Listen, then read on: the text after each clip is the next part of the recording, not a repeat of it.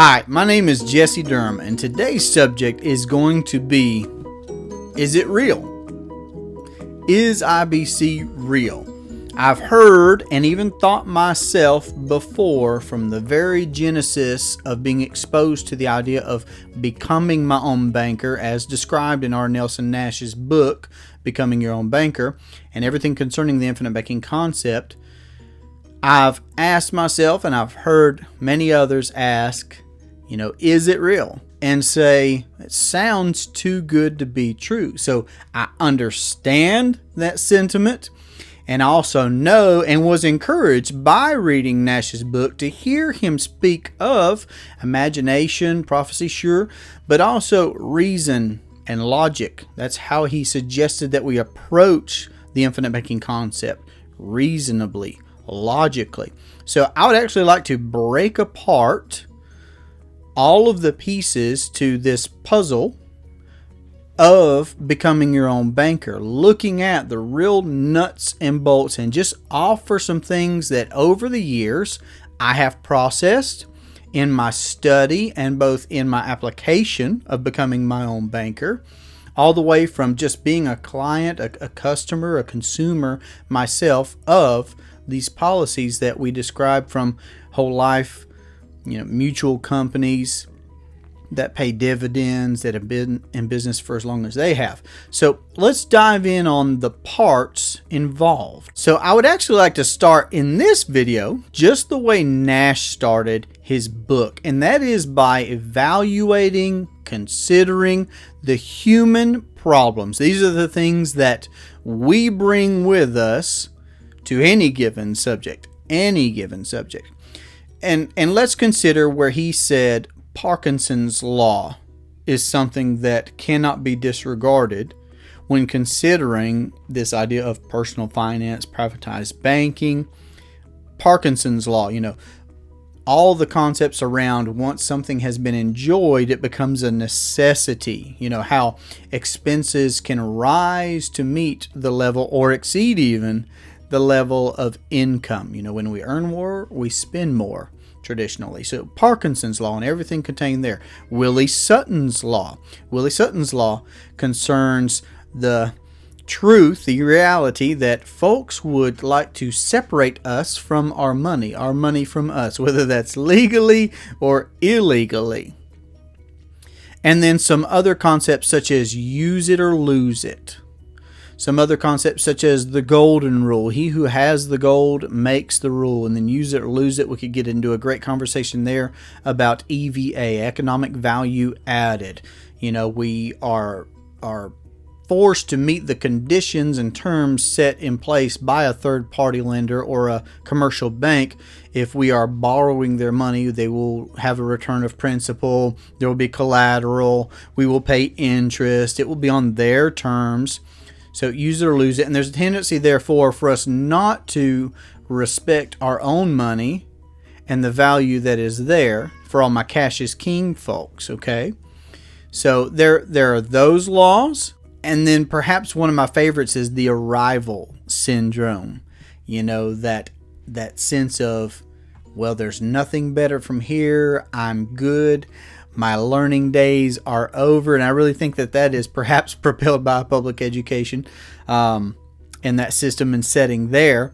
We're taught to go to school, get good grades, go get a good job, and just we'll have this career. Somehow we'll end up successful, and it's all on the terms and conditions and to the benefit of the ownership of many other folks. Well, and that's how it's going to allow us to get to the idea of us becoming our own banker. So there are those human problems that we must consider.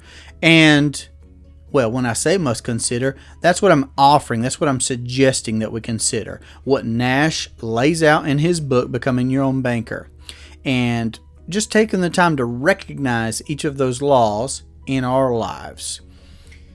And that will be a very great paradigm shift to recognize each of those and to address each of those. Okay, so let's move on. Let's move on to now, in considering and asking this question, is it real? Is the infinite banking concept real? Are all these things that I'm hearing real, legitimate? It sounds too good to be true. Well, let's look at the companies next. Now, the insurance industry has been around for hundreds of years, okay? So I personally, in my own experience as a consumer, I own multiple policies with a mutual company that has consecutively paid a dividend for over 140 years. So in considering longevity, in considering a track record, I think that's a very great example. It's open. Do your own research, perform your own due diligence to verify that for yourself. You don't have to take my word for it. But I personally own multiple policies with a mutual company that has products that are 121 year unilateral contracts, and they've been paying dividends on those types of contracts for well over 140 years consecutively.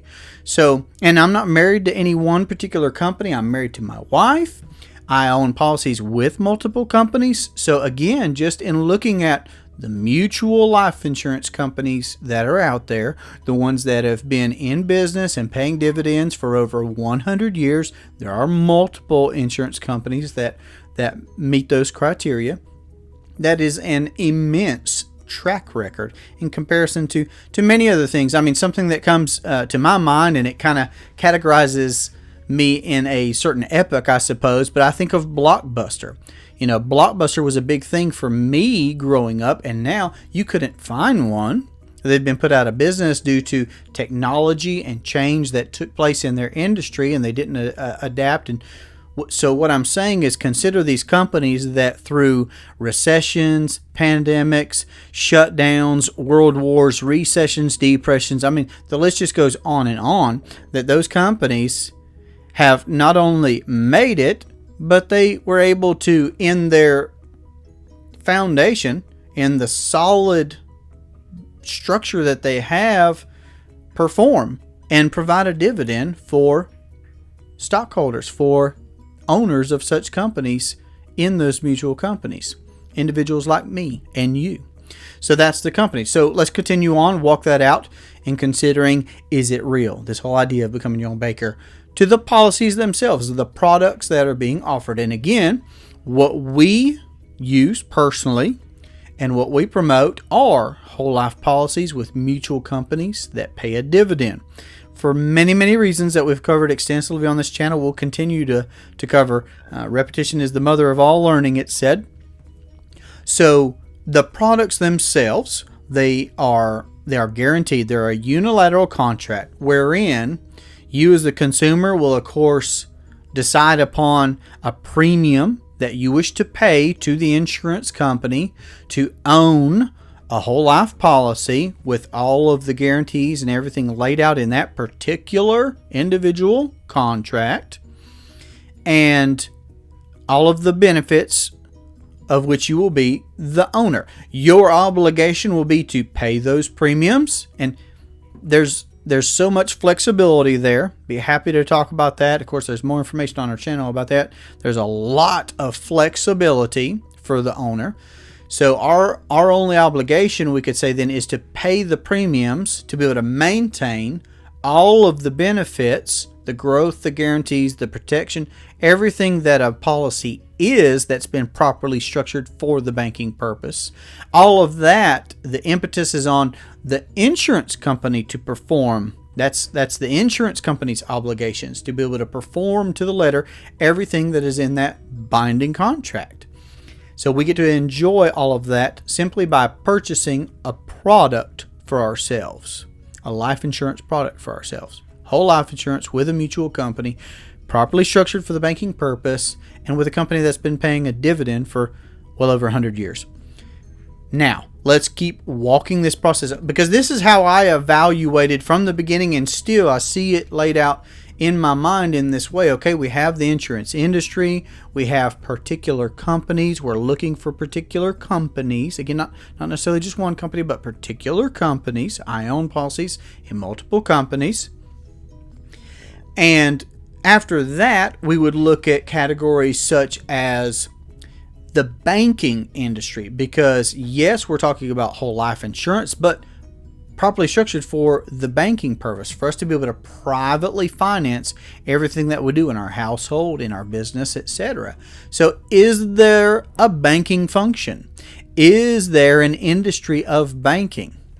Now that's also very simple. Just there is a bank on every corner of every town, big or small, okay? Probably multiple banks, and every particular bank has multiple locations, okay? And they're the nice buildings in the nicest parts of town. They're well maintained. All of which the consumer pays for. So in recognizing that the consumer then, for that third-party lender, that commercial bank, pays for everything that we do see or don't see, but for sure everything that we do see, let's also consider, in recognizing that there is a banking function, someone owns that entity. Now, unless your name is on the stockholder list of that particular bank, you will not be enjoying the dividends that bank experiences, and that bank will experience dividends or it wouldn't be there. That's not a not-for-profit business, okay? And in addressing the issue of banks and banking, we do need to consider ownership. We do need to say, who's capitalizing that, because it is the depositors, it is those taking loans, those that are participating with a commercial bank that are providing the capital and the interest, that economic value that's being added to an entity that we do not own, to a system that we do not control. I mean, when we partner, I say partner, I don't feel like that's an accurate word. When we participate with a commercial bank in a loan, let's say it's a car note, we are promising for years in advance the fruits of our labors to that entity that we're not an owner in, that we are conceding to terms that we do not dictate ourselves. Okay, so is the banking function real? Go look in your town. Of course it's real. Now, another note or two on the reality of banking itself. For the scholars like myself that read any out of the Bible, consider Matthew 25, the parable of the talents. That's a great example. I always consider that when I'm thinking about the banking concept. And then, of course, the infinite banking concept. And Nash would even quote that scripture in his book from that particular parable. Also, the reality that everything is financed. Let's consider that. Either we are using someone else's money, capital, dollars, to be able to finance the things that we are in our household, in our business, in our investing, or we capitalize something somewhere, whether that's a checking account, a savings account, the coffee jar at home, a hole in the ground. Another point back to Matthew 25. Something somewhere, and we forfeit the economic value that could have been added to our money. Those are lazy dollars. They're not being put to work. And then, of course, the concepts of terms, conditions, access, protection, guarantees. Those are all very, very vital. So in those two scenarios, either we're paying somebody else interest or we're forfeiting interest that we could have otherwise been earning on our money. Whereas in the infinite banking concept, we own the entity. We dictate the terms. We control the access and the function of banking in our own lives. So there's that. The industry, particular life insurance companies, the banking function, and those that provide it for the masses. Okay, let's keep walking that out to the infinite banking concept then. Because the infinite banking concept talks about banks, life insurance companies, the function of banking. And it's all about bringing banking back to the me and the you level. That was Nash's goal, is bringing banking back to the me and the you level. Our need for finance is far greater than our need for a death benefit. Now, you can't get cash values in a whole life policy without having a death benefit. So they're both necessary to address, but particularly we do focus on the need for finance. So the infinite banking concept then, if we are making our way through Nash's book, we're going to see those laws. We're going to see and learn about the insurance industry. We're going to see and learn about the banking function and recognize our need for it. These are all things that we have to mentally work through. Okay. And we get to the infinite banking concept where a real man wrote a real book who really practiced this idea, who really mentored and coached and taught. I didn't even personally have the benefit of ever having met Nelson before his graduation.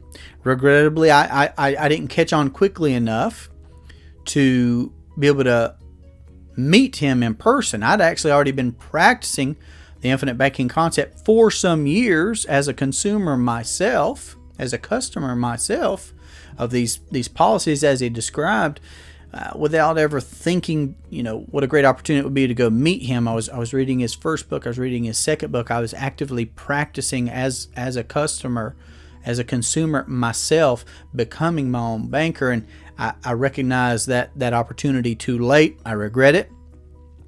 And yet I'm here to say that I'm obviously benefiting from his work of him becoming his own banker, realizing everything that he did, putting it in a book for someone in a completely different, background and state to be able to read and to benefit from. It's a beautiful thing. So a real man wrote a real book about a real subject, and that's how we could take the products and the systems and the tools and the functions that we've laid out here on this video and in the book and bring it back to the me and you level. Become our own banker. How simple is that? And it is. It's simple. Now, I recognize that it is a paradigm shift. It was for me. It will be for you. It has been for you. And that will be constantly evolving also. There are different levels of recognition, awareness, growth. I understand more both through continued learning and continued application. I understand more today about the infinite banking concept than when I first picked up the book in 2015, several years ago. So these are the parts as I see them to considering, is it too good to be true? All of these guarantees, all of this protection against litigation, inflation, all the tax favorable circumstances of owning a policy. So ownership of a policy, control, access to the capital, the cash value of a policy, also with the appreciating asset of a death benefit that is guaranteed by unilateral contract. All of these different characteristics of a properly structured whole life policy with a mutual company that pays dividends. These are all the parts as I see them. So when answering this question, is it too good to be true? Is the infinite banking concept even real? Is it pie in the sky? Okay. We've looked at how there's a real insurance industry that's been around for hundreds of years. We've looked at how these are real companies that have paid real dividends for well over 140 years. Personally, that's what the policy that I personally own. They offer real products. There was a real man named R. Nelson Nash who wrote a real book called Becoming Your Own Banker about a real subject about how we could bring banking back to the me and the you level, the infinite banking concept, becoming your own banker. And that can lead to our studying, okay? Those that are asking and seeking and knocking, that can lead to, if you're open-minded and independent thinking, that can lead to a real paradigm shift, a real red pill moment where we can see something that's been in front of us before but was never pointed out. And we can just see how all these pieces can come together to help us in the most efficient way that I know of possible become our own banker. Satisfy our need for finance in our household, in our business, in our investing, in everything that you're already currently doing. So I'll leave you with a couple of thoughts. First, about this paradigm shift that is very real, how it can take place over the course of time. I've read and reread Nelson's books, listened to his audios, discovered for myself personally more about becoming my own banker by actually buying policies, paying policy premiums. It's all conversation till somebody writes a check. It's one of my favorite sayings. And making policy loans to myself on terms and conditions that I set. Putting into practice becoming my own banker. Multiple policies, multiple companies, growing and scaling, right? Performing that banking function for myself. Learning by doing, by applying this concept. And that paradigm shift can happen more and more over time. And it makes me consider how Zig Ziglar used to famously talk about motivation and how he recognized that it was temporary. He fully owned that motivation, being a motivational speaker, was temporary. But he would also say that so is bathing. And yet he highly encouraged that, as do I. So as we continue along, asking, seeking, knocking, reading these books, having quality conversations about how we can apply and improve the infinite banking concept to what it is that we're already doing, I encourage you on your way. Keep asking, keep knocking, keep seeking. Keep your ears to hear, keep your eyes to see. And of course, if I can help, I would love to be able to hear from you. You can reach us by phone, 828-817-4223. You can email durhamtalents@gmail.com. I look forward to our next conversation. I hope that this video has been helpful. Have a great day. Take care.